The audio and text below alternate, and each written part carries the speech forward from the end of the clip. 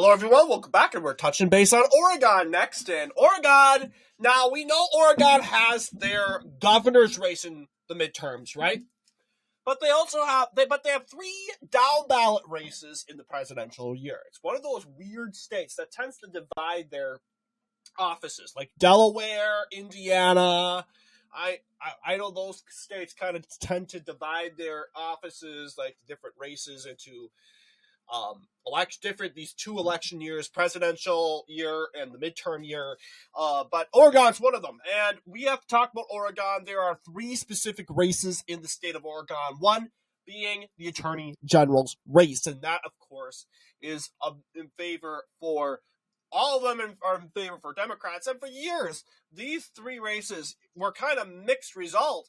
Because if you go back to 2016, or most recently 2020, you'll see Republicans did get some races, but the Republican in, like, let's just say, an example would be treasurer's race.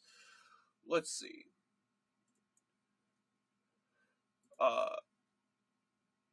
Is it the Attorney General? Okay. I do not necessarily know. I think it's Kim Thatcher. No. Is it Kim Thatcher? Okay, I'm confused. But yes, there was one Republican that served in the Biden administration. Of course. This is weird. Yeah, there's Allen, Secretary of State. There's Kim Thatcher. She lost. State Treasurer. Jeff Goodman. Honestly, I don't know. There was a Republican, though, that was pretty popular in Oregon, specifically because she was a pawn for the establishment, and she was a rhino. She was so left-wing that she got taken out of Oregon, and was added into the Biden administration. So the Biden administration got to say, oh, look, we put a Republican in there. Yeah, this Republican kisses the lips of Democrats. So honestly, I'm not surprised. But what I am surprised are the results of this said election. So these elections are, the Democrats here, in some cases, have done less of a performance compared to Kamala Harris. You'll see.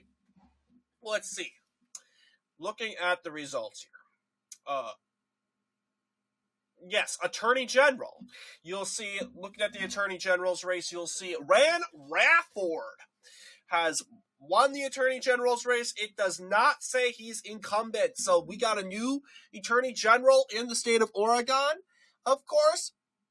And you see, it's very similar to the results. In fact, I will go as far as saying it's exactly the same as the results. But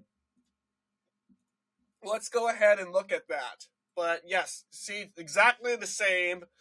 54.4%. So he underperformed Kamala Harris. You'll see Will Lathrop managed to perform well. I've probably improved in performance in Marion County. You'll see Marion County has become very liberal. That is, of course, where Salem is, the capital. So it is kind of hard to put a decent performance there.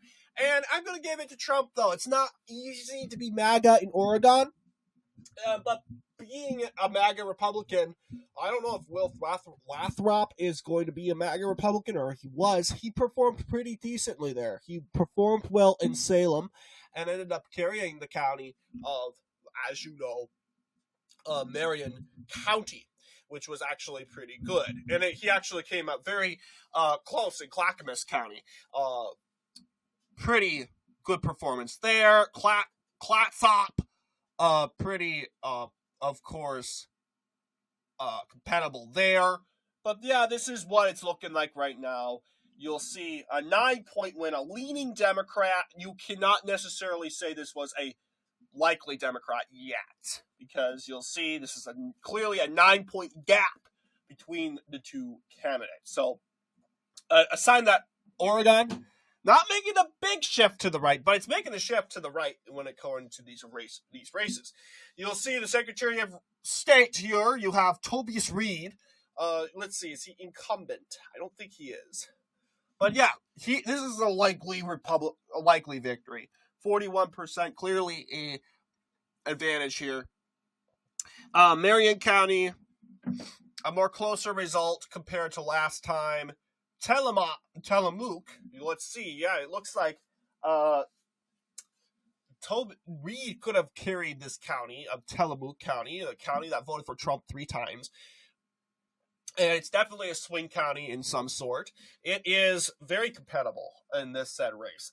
And could it still go for him? Well, we have 95% of the votes in. It's definitely possible. I mean, we thought Imperial County in California was Denton County and was going to go to Kamala Harris.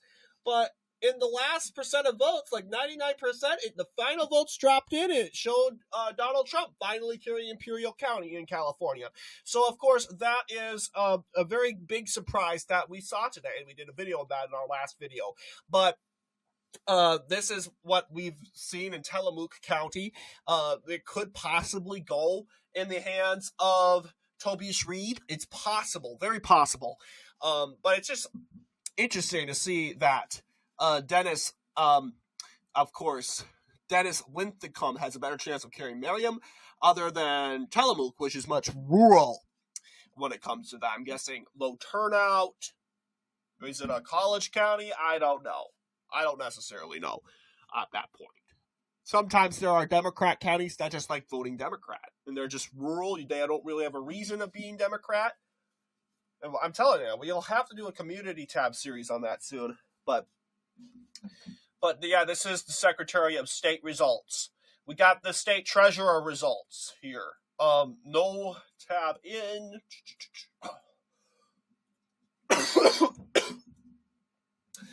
Okay, excuse me. Okay, let's take a look at that treasurer's race. Okay, so Tobias Reed was the previous treasurer. And you'll see, even Tobias Reed couldn't carry that Tillamook County up here. Interestingly enough, he could possibly get away with it. But let's take a look. Elizabeth Steiner is going to be the next treasurer, beating Brian Buckwist in probably the closest race in Oregon this year. Part of the reason is the Working Families candidate, Mary King. She was, of course, taking away votes from Elizabeth Steiner. And it would be a lot of Republicans going for Brian Buckwist, which it would be very weird, because why would a Republican vote for Working Families, which is a left-wing, more left-wing than left-center Democrat, a political party that supports democratic socialism and these green politics and these radical left-wing agenda. Why would they go and support this? So obviously, Mary King, and the fact that she took 7.28%, the fact that she wouldn't be there probably would emphasize a more of a Steiner victory.